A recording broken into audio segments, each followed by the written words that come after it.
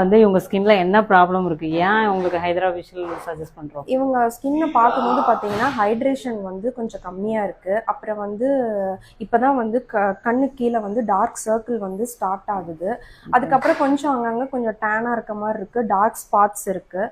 அதனால வந்து நம்ம ஸ்ட்ரைட்டாக வந்துட்டு இவங்களுக்கு வந்து ஆக்டிவ் இன்க்ரீடியன்ட்ஸ் யூஸ் பண்ணி நம்ம வந்து ஹைட்ரா ஃபேஷியல் இவங்க ஒரு ஒரு 2 செட்டிங்ஸ் எடுத்தாங்கன்னா இவங்களுக்கு வந்து கம்ப்ளீட்டாக வந்து இவங்க ஃபேஸ் வந்து கிளியர் ஆகும். அதுக்கப்புறம் ஆஃப்டர் கேர் வந்து மெயின்டைன் பண்ணாங்கன்னா இவங்க நார்மல் ஃபேஷியலோடய நிறுத்திக்கலாம். ஆக்டிவ் இன்கிரீடியன்ட்ஸ் உங்களுக்கு நம்ம என்ன மாதிரி யூஸ் பண்றோம்? இவங்களுக்கு வந்து விட்டமின் சி யூஸ் பண்ணலாம். விட்டமின் சின்றது இவங்க ஸ்கின்னை பிரைட் பண்ணி கொஞ்சம் ஈவன் பண்ற ஹெல்ப் பண்ணும்.